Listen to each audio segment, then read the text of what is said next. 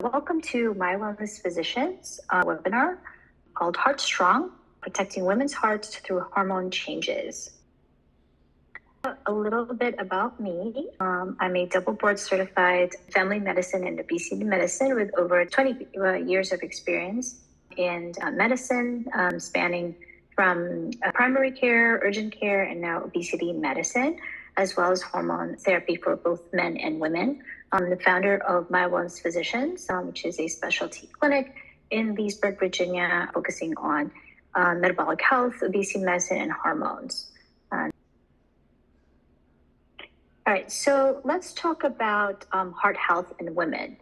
So why is it important? Heart disease is the #1 killer of women.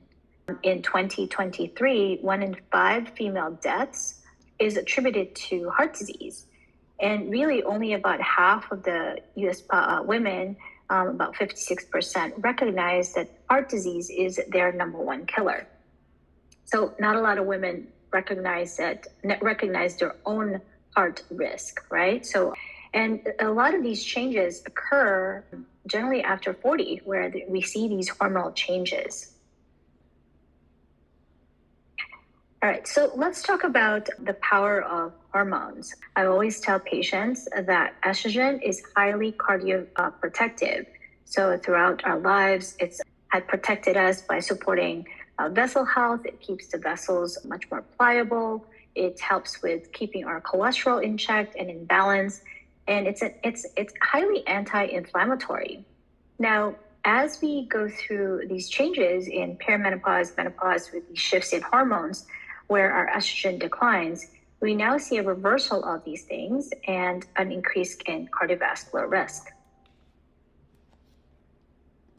So how does this play a role with hormones and heart health? So these hormonal shifts can certainly increase insulin resistance. And when that happens, that increases your diabetes risk. Loss of estrogen can also worsen cholesterol patterns. Your bad cholesterol, or LDL, now rises, and sometimes the good cholesterol, or HDL, decreases. There's also a risk of sleep apnea that occur after menopause. And we talked earlier about how estrogen helps to keep the blood vessels pliable. When we see this decrease in estrogen during this transition, we see a lot of inflammation, and these vessels become much more stiffer, thereby again increasing your cardiovascular or heart risk. Again, just to reiterate, actually this slide, I chose to include this slide because there was a question on social media actually about discussing the role of estrogen and the increasing cholesterol. So I thought it'd be a good discussion. So let's look at the big picture, right? So estrogen helps to keep cholesterol in a healthier balance. And what it does is it keeps the liver in check in terms of the cholesterol. So when we see this drop in estrogen, the cholesterol starts to shift in many ways. And you lose that cholesterol support from the liver, and the different number or the amount of cholesterol in the particle types, or the type of the bad cholesterol, also can shift in a way that's become more, that increases your heart risk. All right, so let's first discuss how estrogen helps with the cholesterol, right? So think of your estrogen as your liver's cholesterol helper, because that's where all this metabolism of cholesterol happens, right? So, estrogen helps to lower LDL, or the bad cholesterol. It helps boost the liver receptors that pulls the bad cholesterol into the bloodstream. It also helps to raise the HDL, or the good cholesterol, and moving it away from the arteries back to the liver. Now, in that third column, you see the larger smooth LDL. That's what happens when you have estrogen. So the particles are bigger, smoother, and then when you lose the estrogen, you now have this smaller, sticky LDL, or bad cholesterol. And these types of cholesterol can certainly lodge into the arterial walls, thereby, increasing your risk for heart disease.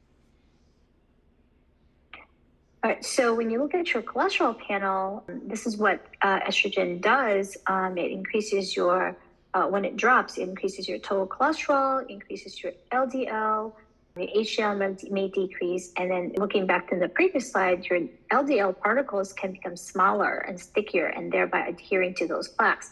So then your triglycerides also may increase. So they say that studies have shown that these changes in cholesterol happens a year before and after the final menstrual period. So we see this a lot in our clinic with the changes in the cholesterol, where we have patients saying that all through their lives they've never had any issues with their cholesterol, and once they hit this period in their life, and even with weight loss and lifestyle modification, you see this rise in these numbers. Right, so that's in regards to the cholesterol. So let's go back to other things with the hormones, the belly fat, and heart risk. So hormones certainly influence your appetite, your fat storage, and certainly your metabolism.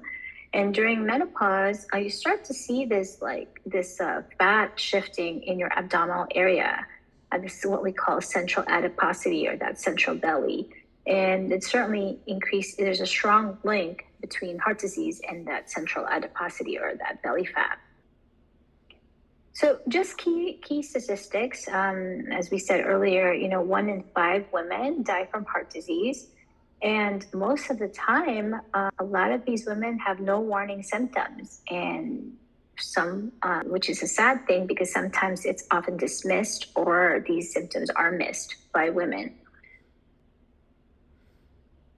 All right, so the classic symptoms of like heart disease or heart attacks is chest pressure, chest pain, shortness of breath. That's the classic picture. You see that in the movies. If they clutch their chest, you get that chest pain. But certainly for women, the symptoms are sometimes different, and we shouldn't really ignore these symptoms, like the unusual fatigue, the back pain, the neck pain, the jaw pain. Sometimes indigestion, what we perceive as reflux, can actually be a sign of heart disease or heart attack, and feeling lightheaded. I wanted to put this out there because we always tie in hot flashes, night sweats when we say the word menopause and hear the word menopause. There's actually studies and showing that what we call vasomotor symptoms, which is certainly just a medical term for hot flashes and night sweats, actually is a sign of body imbalance. So it's not just discomfort that you feel hot all the time, you get these hot flashes and night sweats, but it's actually a sign your body telling you, hey, something is wrong. It reflects this overactive stress response, and your calming signals are reduced.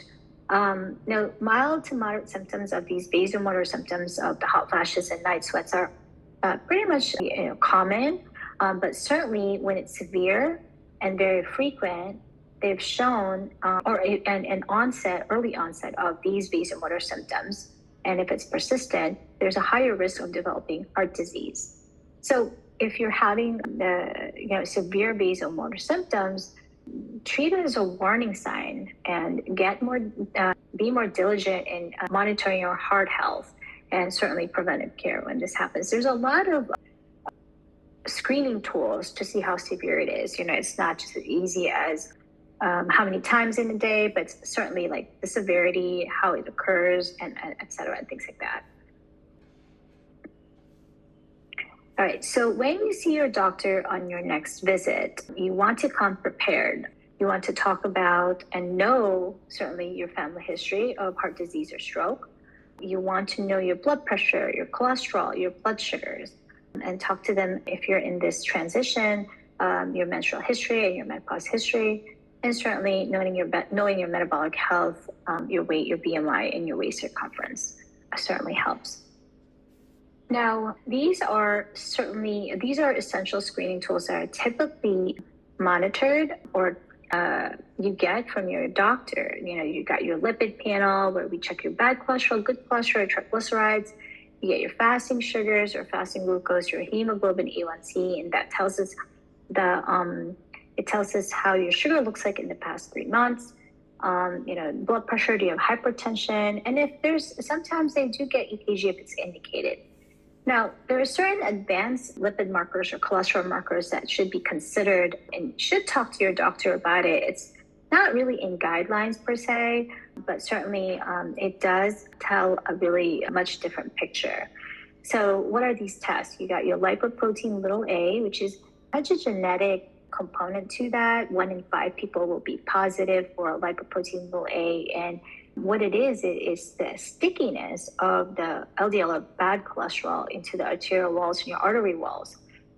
And knowing your number certainly is very important. I've seen this as well, wherein you have a totally normal lipid panel, but the lipoprotein little a is quite elevated, and that's a little bit worrisome, and certainly warrants a cardiovascular cardiology evaluation, cardiac evaluation. Apolipoprotein B is another advanced lipid marker. It attaches to the LDL of bad cholesterol. And you want to follow the trends of this and see, you want to optimize your cholesterol. And certainly following the apolipoprotein B also helps. Fasting insulin. So I like to get this in my evaluation, just because I want to see if there's insulin resistance. You can certainly have normal fasting glucose, normal hemoglobin A1C, but then now you're seeing an elevated insulin. And insulin is highly obesogenic, so you tend to hold on to that fat. And could be the reason why you're not losing the weight that you should be, and certainly a discussion as well. CAC score, so that's a coronary artery calcium score. It's a CT scan of your heart, looking at the calcifications of your heart arteries. So you want the score to be 0. This tool is utilized to kind of determine whether you will need any lipid-lowering agent, or maybe wait a little bit or something like that. But certainly another tool to help decide whether you need treatment and assessing your cardiovascular risk. Certainly talking to your doctor about hormone evaluation as well as sleep apnea screening. All right, so these are major risk factors, just a quick kind of checklist. Making sure for you or anybody, high cholesterol, checking your blood pressure, your cholesterol, do you have diabetes, insulin resistance, do you have that central abdominal obesity or adiposity. Smoking is a risk factor, inactivity, an unhealthy diet, a family history, sleep apnea, and chronic stress. Right. So prevention, right? It's the key. You want to be proactive than reactive. So know your numbers, really, really important. At least see your doctor, if not at least once a year. I always recommend that every 6 months, in that 6-month mark, to just check in and making sure that your numbers are still optimized and where you want to be, especially if you've made some tremendous changes. What if you've gained so much weight, or the other way around? So you want to at least check in with your doctor every now and then, often, to know your numbers if you can. Moving your body, the goal is 150 minutes per week of cardiovascular exercise, moderate intensity, but you also want to do some weight training. Your goal should be at least 3 times a week. That Mediterranean style eating, certainly focusing on nutrition. You want to focus on sleep and stress management, really, really important. And if you drink, you want to limit your alcohol, and certainly smoking. Quitting smoking, if you smoke, is truly very beneficial. And again, discuss and advocate for yourself for all these things with your clinician, especially if you're having symptoms or if you have any of those risk factors. All right, so if we have any questions. All right. Well, thank you for joining, and I hope you learned a little bit of some heart risk and all that stuff. And if you have any questions or topics that you'd like to discuss, please let us know.